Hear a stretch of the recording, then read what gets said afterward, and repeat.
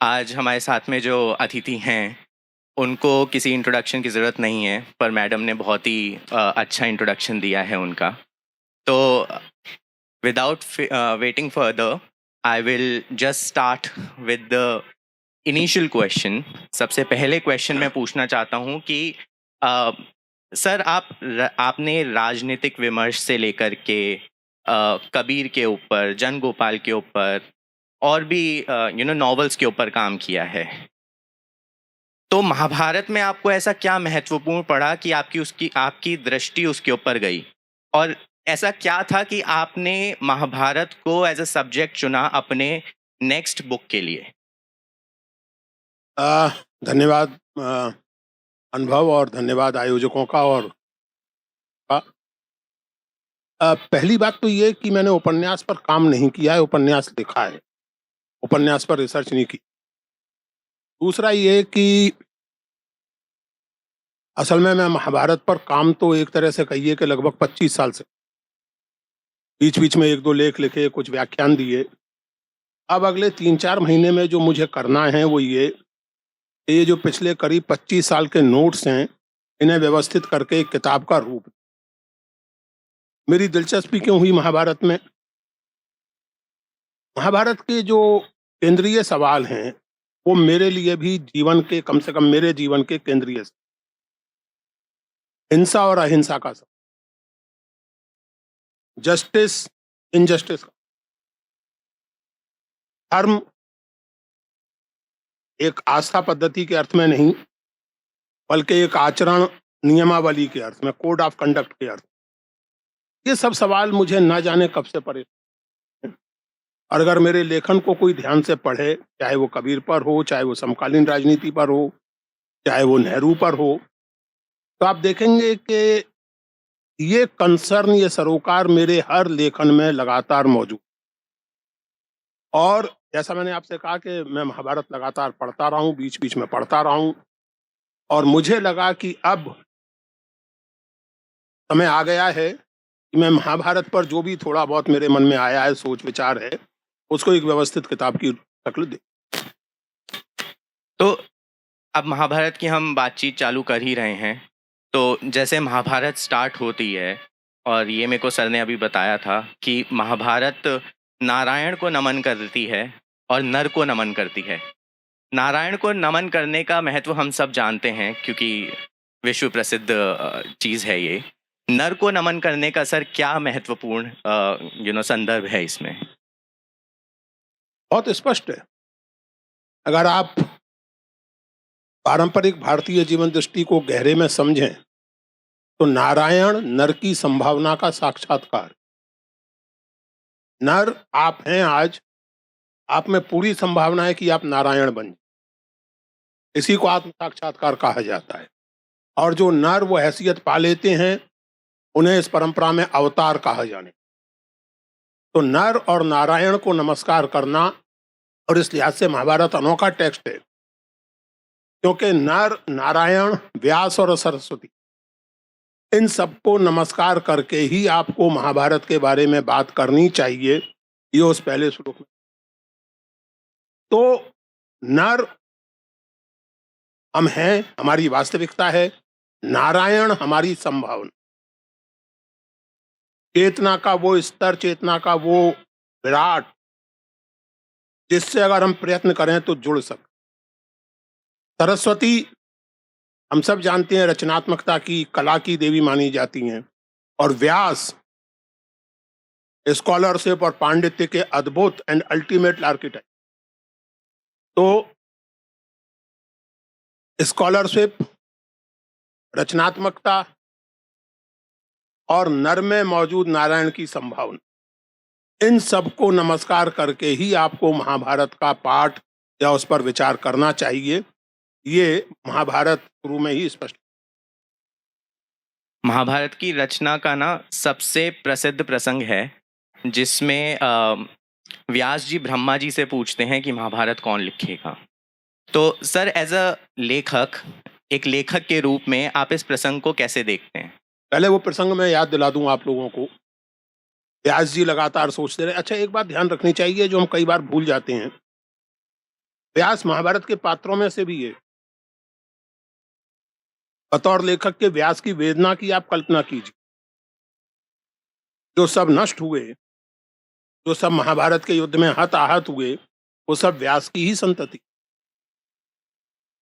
तो महाभारत व्यास के केवल लेखक नहीं है, वो उस अनुभव के भोक्ता भी हैं। और ये बहुत बड़ी बात है कि उस अनुभव के भोक्ता होते हुए व्यास एक ऑब्जेक्टिविटी के साथ वो इतिहास लिखना चाहते। इतिहास शब्द का मैं जानबूझ के प्रयोग कर, क्योंकि जब व्यास लगातार सोचते रहते हैं, बैठे हुए सोचते हैं कि अब क्या करना है, क्या करना है, तमाम सारी चीज़ों पर रिफ्लेक्ट करते, तो उनके चित्त में कुछ बातें स्पष्ट होती हैं और वो ब्रह्मा से कहते हैं कि देखिए, मैं इतिहास की व्याख्या करते हुए लोक यात्रा विधान का एक काव्य रचना चाहता। एक एक शब्द पर ध्यान दीजिए। लोक यात्रा विधान यानी practical ethics, ethics for everyday life. और इतिहास की व्याख्या करते हुए, क्योंकि आप एकाएक हवा में से नहीं टपक पड़े हैं। आपके पीछे हजारों साल थे, आपके आगे संभवतः हजारों साल होंगे अगर परमाणु युद्ध नहीं हो गया। तो ये सब मुझे लिखना है और फ्लो ऑफ आइडियाज इतना पावरफुल है, मुझे समझ नहीं आ रहा कि इसे मैं संभालूं कैसे। मैं बोलना शुरू करूंगा तो मेरे लिए रुकना असंभव हो जाए।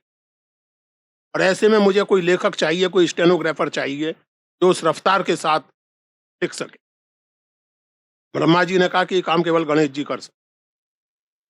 तो गणेश जी ने कहा कि ठीक है, मैं कर दूंगा, लेकिन गणेश जी ने एक शर्त लगाई कि आपका बोलना एक पल के लिए भी रुका तो मैं लिखना बंद कर दूं। आपको अनवरत बोलना होगा, आपका जो विचार प्रवाह है, आपका जो स्मृति प्रवाह है, उसमें एक पल का भी व्यवधान नहीं आना चाहिए। ऐसा हुआ मैं लिखना बंद कर दूं। अब कहानी का असली मर्म सामने आता है। गणेश जी देवताओं में प्रथम पूज्य हैं। सबसे पहले गणेश जी की पूजा होती है किसी भी अनुष्ठान में। मेरे हिसाब से ये कहानी बताती है कि जो देवताओं में प्रथम पूज्य हो, उसको भी रचनात्मक प्रतिभा और विद्वता को चुनौती नहीं देनी चाहिए, सम्मान करना चाहिए। क्योंकि फिर व्यास जी एक शर्त लगाते हैं कि ठीक है, मैं रुकूंगा नहीं, लेकिन अगर एक अक्षर भी अर्थ समझे बिना लिखा तो तुम्हारा अकल्याण। और फिर जब ये प्रसंग आपके लखनऊ के निकट नैमिषारण्य में ऋषियों की सभा में सूत सुनाते हैं, तो कहते हैं कि इस क्रम में व्यास ने 8,800 ऐसे श्लोक रच दिए जिनका अर्थ केवल व्यास जानते हैं, गणेश जानते हैं और मैं जानता हूं और सुखदेव जानते। संजय भी इन कूट श्लोकों का अर्थ जानते हैं या नहीं जानते मैं कह नहीं। आधुनिक विद्वान, जिनमें मैं भी शामिल हूं, इसके आधार पर यह अनुमान लगाते हैं कि संभवतः महाभारत मूल रूप से 8,800 या 9,000 श्लोकों की एक संक्षिप्त रचना थी, जो धीरे धीरे समय के साथ बढ़ती चली गई और आज तो महाभारत में 1 लाख से अधिक श्लोक माने। तो व्यास और गणेश की जो ये बातचीत है, ये मेरे हिसाब से हमें ये संदेश देती है कि आप कितने भी पावरफुल क्यों ना हो जाएं, आप संसार के, देश के सबसे ताकतवर व्यक्ति क्यों ना हो जाएं, रचना और ज्ञान का सम्मान आपको करना चाहिए, ये आपके ही हित में। हम आजकल एक पोस्ट ट्रूथ वर्ल्ड में जी रहे हैं, जहाँ पे तथ्य क्या हैं वो हम समझ नहीं पा रहे हैं, जिसमें एक to measure the truth, it's very difficult to measure the truth. तो आपके अनुसार महाभारत में हम इन परिस्थितियों में क्या सीख सकते हैं? In fact, it has always been difficult to measure that. The difference, however, is that generally there have been a kind of consensus, a kind of agreement on the methods of measuring the truth. तथ्य क्या है, क्या नहीं है, इस पर दार्शनिकों के बीच में और लोगों के बीच में, वैज्ञानिकों के बीच में लगातार बहसें चलती रही हैं, लेकिन कुछ पद्धतियों पर सहमति रही। जैसे कोई परीक्षा है, तो परीक्षा में असफल सफल आप हो सकते हैं, लेकिन परीक्षा सबको एक सी ही देनी। तभी उसको फेयर परीक्षा कहा जाएगा, वरना फेयर परीक्षा उसको नहीं कहा जाएगा। ऐसी स्थिति में ये जो पोस्ट ट्रुथ की बात आपने की, ये ऐसा समय है जिसमें सच्चाई की धारणा ही संदिग्ध बना दी, जिसमें कह दिया गया है देयर आर नो फैक्ट्स। एक जमाने में कहा जाता था कि you can have your opinions, you can not have your facts. लेकिन आज स्थिति यह है कि आप कहें कि लखनऊ उत्तर प्रदेश की राजधानी है और मैं कहूं कि नहीं साहब उत्तर प्रदेश की राजधानी तो लखीमपुर खीरी है, और आप कहें आप फैक्चुअल नहीं बोल रहे हैं, बोले ठीक है आपके फैक्ट होंगे, मेरा फैक्ट यही। ये तमाशा जो आजकल बहुत चलने लगा है, और फिलॉसफी, अनफॉर्चुनेटली फिलॉसफी और डिस्कोर्स में भी इसको मान्यता मिलने, साहब सबके फैक्ट अलग अलग होते हैं, हर कल्चर में चीजें अलग अलग होती हैं। डिफरेंस, एक बात कहता हूं आपसे, बहुत फर्क है, डिफरेंस, बहुत डिफरेंस है। यूरोप, अफ्रीका, एशिया, दुनिया भर की तमाम सभ्यताओं, परंपराओं में बहुत अंतर है, संस्कारों के, मान्यताओं के, विचारों के, और अंतरों पर आजकल बहुत ज्यादा बल दिया जाता है। समाज के भीतर, हमारे समाज के भीतर भी बहुत ज्यादा बल दिया जाता है। अंतरों के साथ कुछ समानताएं भी हैं। मिसाल के तौर पर सभी मनुष्यों की नाक उनकी आंखों के बीच में हो।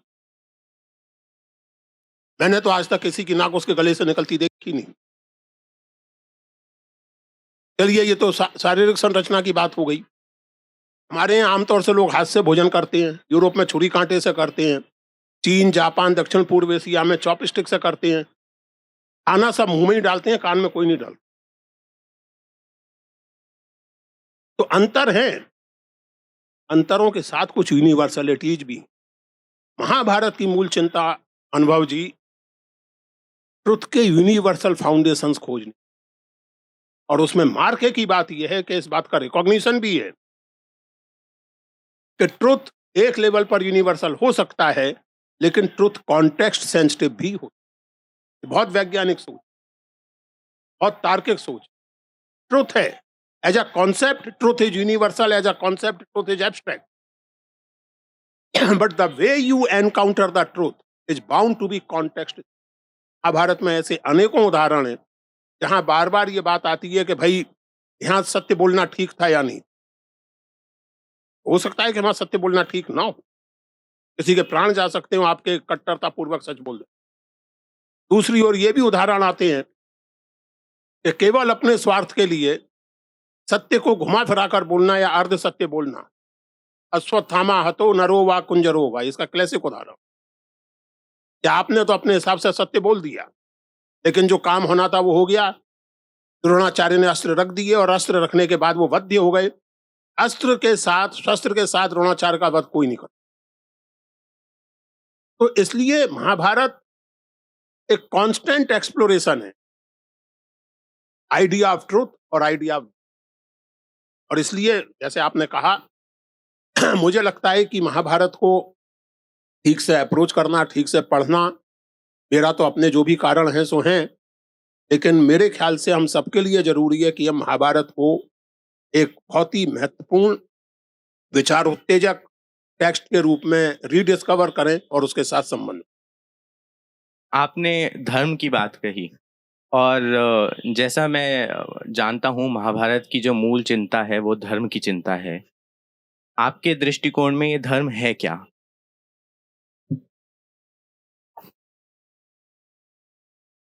महाभारत में जैसा मैंने आपसे कहा कि धर्म की चिंता कदम कदम पर है। एक बात तो पहले ये समझिए, जो महाभारत की संरचना को अगर समझ लेंगे तो सारी बात, चर्चा समझने में आसानी होगी।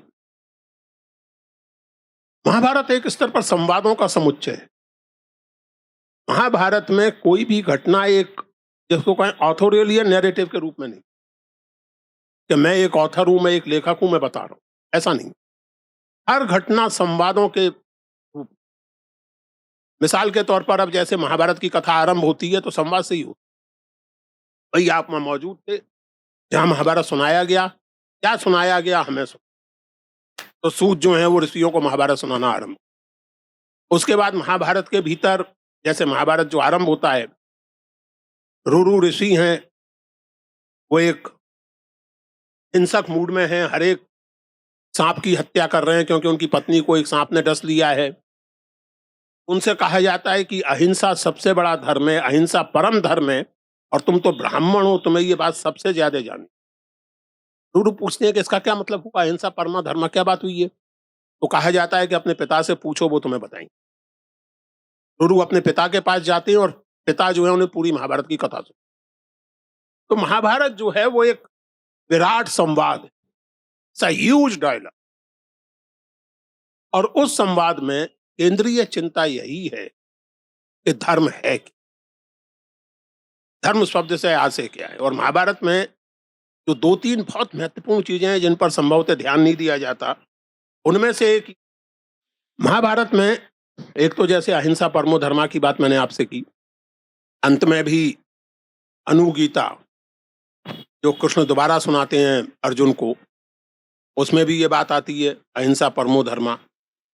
लेकिन जो मेरी दृष्टि में इस प्रश्न के प्रसंग में जो सबसे महत्वपूर्ण है वो ये कि भीष्म पर्व में युधिष्ठिर और भीष्म का संवाद है, और उसमें युधिष्ठिर एक बात कहते, और वो ये कि धर्म युगों के अनुसार बदलता चला जाए।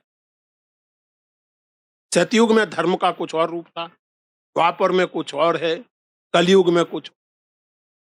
इसका मतलब ये हुआ मेरी समझ से कि आपके कुछ ह्यूमन कंसर्न्स हैं जो इटर्नल है और यूनिवर्सल है, लेकिन उन ह्यूमन कंसर्न्स की अभिव्यक्ति और उनको एड्रेस करना ये हमेशा कॉन्टेक्स्ट, उसमें उदाहरण दिया गया है कि यज्ञ जिस तरह सतयुग में होते थे उस तरह द्वापर में नहीं होने, उस तरह कलयुग में नहीं हो पाएंगे और ना होने चाहिए। इनफैक्ट इस सारी बातचीत के बाद 272वें अध्याय में बहुत रोचक है, एक कथा सुनाई जाती है युधिष्ठिर को भीष्म द्वारा, जिसमें सत्य नामक एक ब्राह्मण देवता अहिंसक यज्ञ का प्रतिपादन, और पहले उनको बहुत तरह से लुभाया जाता है कि आप हिरण की बलि दे दीजिए जो आपका मित्र है और आपके साथ रहता है। वो मना करते हैं और कुछ नहीं, तो मालूम पड़ा कि वो धर्मराज उनको परख रहे थे, और धर्मराज स्वयं उनसे कहते हैं कि यज्ञ में होने वाली हिंसा अमान्य है, नहीं। वहां भी ये बात कही जाती है अहिंसा सकलो धर्म, तभी धर्म अहिंसा में नहीं। अब इसमें जो एक बात मन में आती है, मुझे यकीन है कि आपका अगला सवाल वही होने जा रहा है। महाभारत तो युद्ध के बारे में, और भीषण भयानक युद्ध के बारे में, और भाइयों के बीच युद्ध के बारे में, ऐसे युद्ध के बारे में है कि जिसके बाद युधिष्ठिर का विलाप आप पढ़ें तो वो दिल कांप जाता है। फिर ऐसा काव्य अहिंसा परमो धर्मा की बात कैसे कर रहा है? यहां थोड़ा सा ठहर के सोचने की। अहिंसा परमो धर्मा का मतलब ये नहीं है कि राजा हिंसा नहीं करे, राजा दंड लागू करेगा तो दंड में तो हिंसा होगी, युद्ध आप करेंगे तो उसमें तो हिंसा होगी। लेकिन सवाल यह है कि आपके जीवन का, चाहे आप एक व्यक्ति हैं, चाहे आप एक समाज है, चाहे आप एक नेशन है, आपके जीवन का ओवरऑल पर्सपेक्टिव क्या है? हिंसा का महिमा मंडन, हिंसा को जायज ठहराना, या अहिंसा को, लाइफ फोर्स को महत्वपूर्ण? उसके भीतर उसमें शांति पर्व में राजधर्म का वर्णन है, और राजधर्म के जाहिर है कि दंड का पालन, दंड दिया ही इसलिए गया है राजा को कि उसका न्याय संगत उपयोग किया जाए। और जो लोग धर्मानुकूल आचरण नहीं करते, धर्मानुकूल का मतलब not in accordance with law, धर्म का मतलब लॉ है, कोई आस्था पद्धति नहीं, उनको दंडित किया जाए। तो सवाल यह है कि आपका ओवरऑल पर्सपेक्टिव वो क्या है? आपकी जो ओवरऑल समझ है एथिक्स की, उसमें केंद्र अहिंसा है या उसमें केंद्र हिंसा और आक्रमण? महाभारत की मूल चिंता यह है, और महाभारत में धर्म पर जो विवेचन है वो सब इसी के इर्द गिर्द।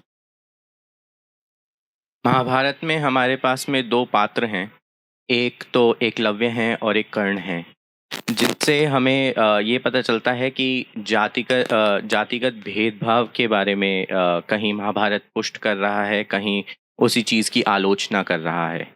अभी जो कास्ट सिस्टम पे और कास्ट सेंसस पे बहुत संवाद हो रहा है भारत में, उसके ऊपर आपकी क्या राय है?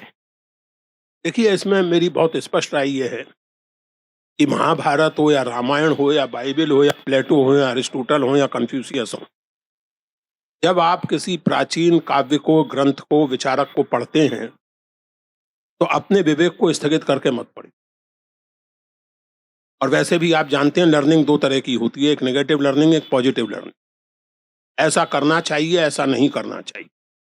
तो मेरी समझ से एकलव्य और कर्ण की जो कथाएं हैं, जो दृष्टांत हैं, उनसे लर्निंग ये है, उनसे सबक ये मिलता है कि अब किसी एकलव्य के साथ और किसी कर्ण के साथ वैसा नहीं होना चाहिए जैसा तब। तो मैं इसको नेगेटिव लर्निंग कहूँ।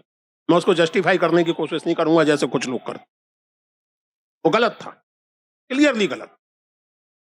और गलत था तो उसको स्वीकार करना होगा और ये मानना होगा कि ये ठीक नहीं हुआ, अनुचित हुआ। युधिष्ठिर को फिर याद कीजिए कि धर्म का स्वरूप समय के अनुसार बदलता है। क्या कह रहे हैं युधिष्ठिर? धर्म का स्वरूप आपके विवेक के विकास के अनुसार बदलता है। एक जमाने में जो चीजें बड़ी सहज थीं, बड़ी सामान्य थीं, जिन पर कोई सवाल नहीं उठ सकता था, आज वो चीजें आपको अटपटी लगती हैं, लगनी चाहिए। तो सवाल यह है कि महाभारत की रचना तो हो गई, मान लीजिए 2000 साल पहले, 3000 साल पहले। आप क्या उसी समय में जी रहे हैं? अगर आप आज भी कर्ण और एकलव्य के साथ वो बर्ताव करना चाहें जो महाभारत में हुआ, तो आपको गाड़ी वाड़ी छोड़कर रथों में चलना चाहिए। फिर काहे मोटर कार और मोटरसाइकिल फलाने ढिमके में चलते हैं? रथ में चलिए, पहिया पहिया चलिए।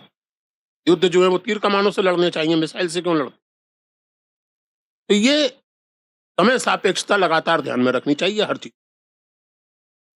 अभी इस सेशन से पहले एक बहुत ही खूबसूरत सेशन हुआ था सुमन केशरी जी के साथ में, जिन्होंने ये बहुत ही ब्यूटीफुल किताब लिखी है निमित्त नहीं, जिसमें महाभारत की स्त्रियों की गाथा की बात हो रही है।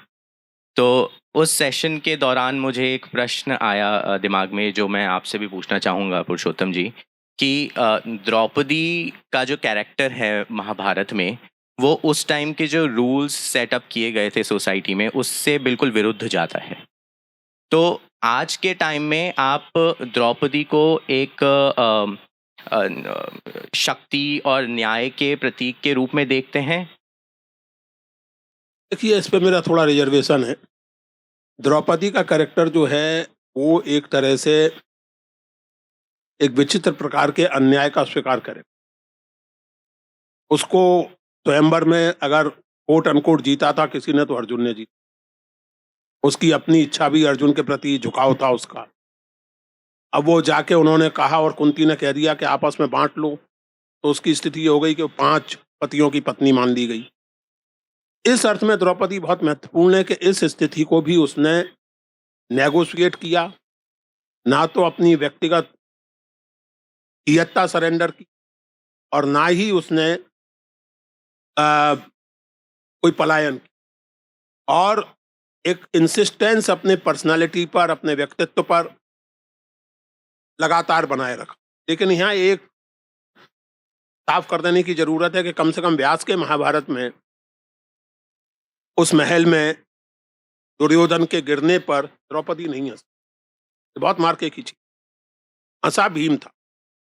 लेकिन ये देखिए, ये महाभारत के कवि की मनुष्य के, पुरुष के मनोविज्ञान को समझने की दृष्टि देखी।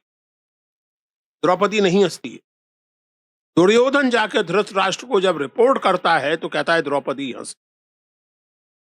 क्योंकि अगर कोई पुरुष अंधे का पुत्र अंधा कहे, इससे अधिक अपमानजनक और इससे अधिक तिलमिला देने वाली बात यह है कि कोई स्त्री, वो भी परिवार की बहू, ये कहकर खिल्ली उड़ाए कि अंधे का पुत्र। तो धृतराष्ट्र तिलमिला जाएं और पांडवों को दंडित करने की अनुमति दे दें द्यूत के जरिए या जैसे भी, तो द्रौपदी महाभारत, व्यास के महाभारत के अनुसार वो नहीं हंसे थे भी। रही बात द्रौपदी के चरित्र की, जैसा मैंने आपसे कहा कि महाभारत और सुमन की आपने जिस किताब का जिक्र किया, महाभारत बहुत प्रेरणाप्रद, बहुत जीवंत स्त्री चरित्रों की खदान है। उन पर ध्यान ही नहीं दिया गया है। कई बार ऐसा हो जाता है, जैसे अभी एक सज्जन ने सुमन से पूछा था कि आपकी किताब तो महाभारत की स्त्रियों के बारे में है, आपने इसमें सावित्री और शकुंतला पर क्यों लिखा? अब ऐसे ज्ञान को लंबा दंडवत ही किया जा सकता, क्योंकि सारा युद्ध शकुंतला के वंशजों के बीच में ही हो रहा था। ये सब भरत कहलाते थे। भारत कहलाते थे, भरत के वंशज, और भरत शकुंतला और दुष्यंत के ही पुत्र। तो Shakuntala is very much part of Mahabharata. इसी तरह सावित्री की जो कहानी है वो महाभारत में आती कैसे?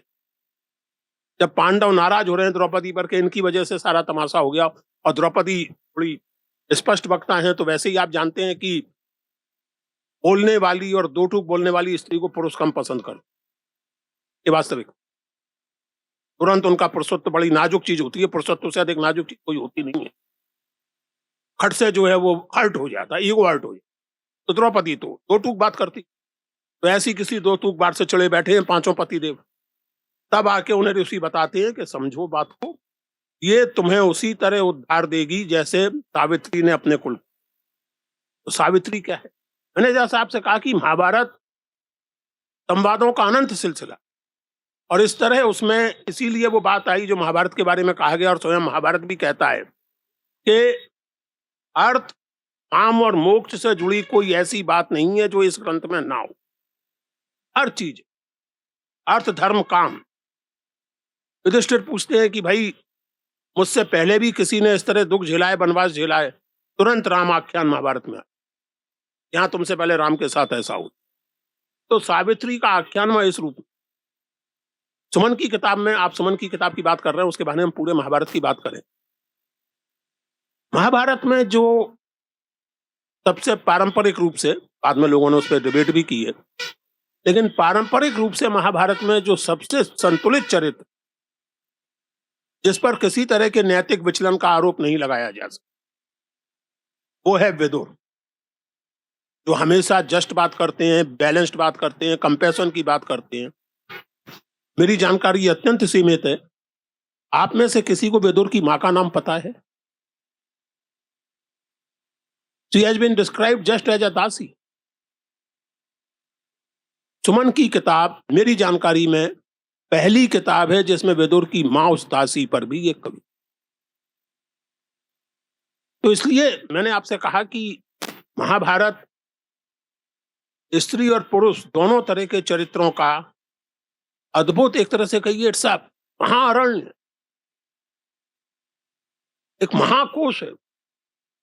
एक एक चरित्र जो बहुत प्रसिद्ध है, वो एक जाबाली ऋषि हैं जो अप्रसिद्ध हैं, उन्हें अपने तपस्या का घमंड हो गया है, बहुत बड़े तपस्वी बन गए हैं। तो उनसे कहा जाता है कि आपसे ज्यादा बड़ा तपस्वी वो तुलाधार नाम का बनिया है जो मोहल्ले में परचून की दुकान कर। धर्म वर्म आप मत मखानिए, जाके तुलाधार से सीख। तो महाभारत ऐसे तमाम दृष्टांतों से भरपूर। इसलिए विदुर की माँ हो, द्रौपदी हो, अनुमति दुर्योधन की पत्नी, इन स्त्री चरित्रों पर मन जी ने लिखा है। उम्मीद करनी चाहिए कि अन्य कवि और रचनाकार भी इससे प्रेरित होंगे और महाभारत के इन चरित्रों को और अधिक Before I open up for the audience to ask questions, मेरे पास में एक लास्ट क्वेश्चन था आपके लिए पुरुषोत्तम जी। जब मुझे पता चला कि मुझे ये सेशन मॉडरेट करना है, जब आपने मुझे बोला कि अनुभव आप क्यों नहीं करते ये सेशन मॉडरेट, तो मैंने अपनी मौसी से बोला कि मौसी मुझे महाभारत चाहिए, आपके पास महाभारत होगी क्या?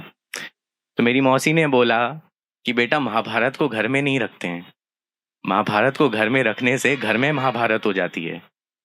बल्कि इसी किताब से निकला हुआ एक टेक्स्ट जो है श्रीमद् भागवत गीता, उसको हम घर में रखते हैं, उनकी हम पूजा करते हैं। इवन हम रामायण को भी घर में रखते हैं, उनकी पूजा करते हैं।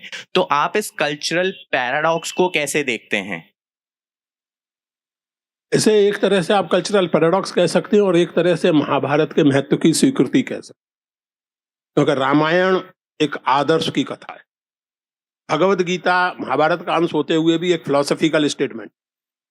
महाभारत अपने आप में एक भयानक युद्ध की, जिसमें छल, कपट, ईर्ष्या, द्वेष सब कूट कूट कर भरा हुआ है, उसकी कथा है। और वो युद्ध किनके बीच में है? महाभारत में सेल्फ और अदर नहीं है, सुर असुर का संग्राम नहीं है ये, देवताओं और राक्षसों का संग्राम नहीं है ये, मनुष्यों और राक्षसों का संग्राम नहीं है ये। अपनों के भी, घर के हैं, मामा, भांजे, चाचा, ताऊ, भतीजे, आचार्य, विद्यार्थी, ये सब एक दूसरे को मारने के इरादे से एक। माम का पांडवाश्चैव समवेतायुत्सव। आरंभ इससे होता है कि संजय मुझे बताओ कि मेरे और पांडु के पुत्र एक दूसरे को हत करने के इरादे से, युद्ध करने के इरादे से जब कुरुक्षेत्र में एकत्रित हुए तो क्या हुआ? पितामह से आरंभ। तो माम का पांडवाश्चैव समवेतायुत्सव। तो महाभारत घर में रखने से ही मान्यता बन गई। हालांकि सब जगह नहीं है, दक्षिण में ऐसी मान्यता नहीं है, लेकिन हाँ उत्तर में है, मेरे अपने घर में भी और तमाम जगहों पर ये मान्यता है कि घर में नहीं रखना चाहिए और शुरू से नहीं पढ़ना। पढ़ना ही हो तो दूसरे तीसरे पर्व से आरंभ करना चाहिए, आदि पर्व से आरंभ। ये मान्यताएं। Now we'll open up to the audience to ask questions. अगर किसी के पास में कोई सवाल है पुरुषोत्तम जी के लिए तो वो पूछ सकते हैं।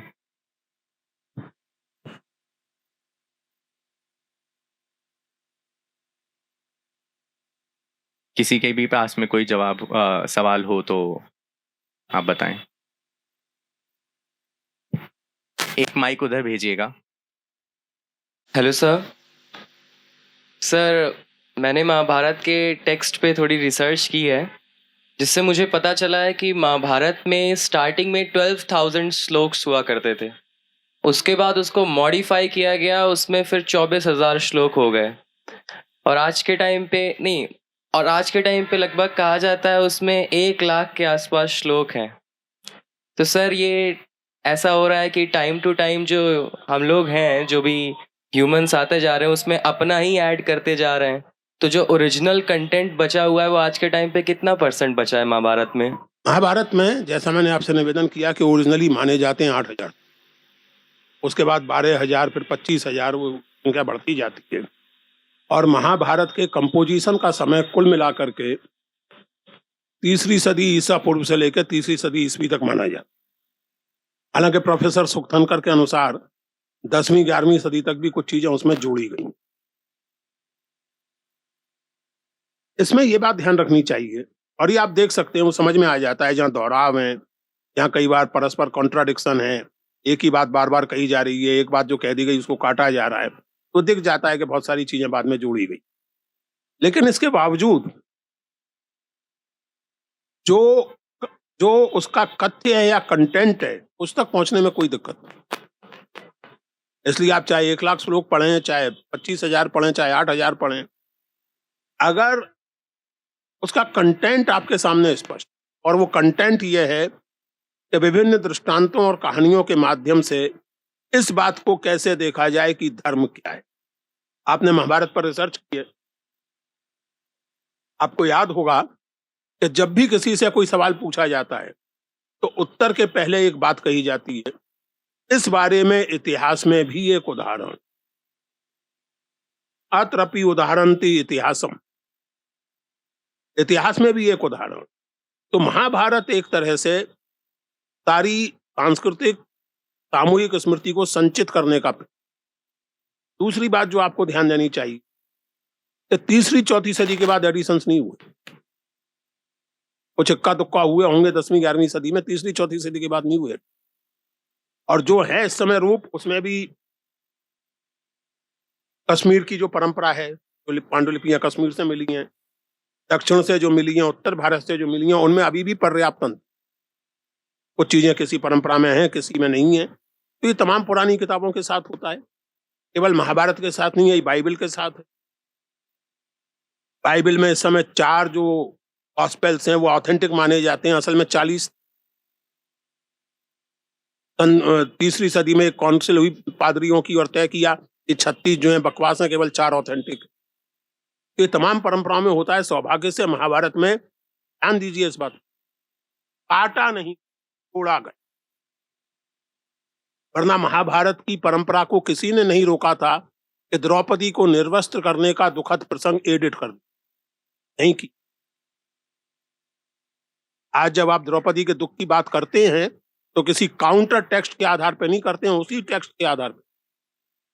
एकलव्य और कर्ण की बात आप करते हैं तो कोई काउंटर टेक्स्ट नहीं है महाभारत का, उसी टेक्स्ट में वो सब है। राजकुमारों की प्रतियोगिता में तुम हिस्सा नहीं ले सकते क्योंकि तुम क्षत्रिय नहीं, उसी टेक्स्ट। तुम अपना अंगूठा मुझे दे दो क्योंकि मैं चाहता हूं कि अर्जुन वर्ल्ड चैंपियन बने, ये उसी टेक्स्ट।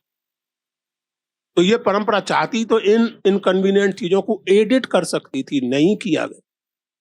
इसलिए मैं सम्मान करता हूं इस भारतीय परंपरा, क्योंकि it has the moral guts to face itself. और कोई सवाल ऑडियंस में हो तो सर को एक माइक दिया जाए।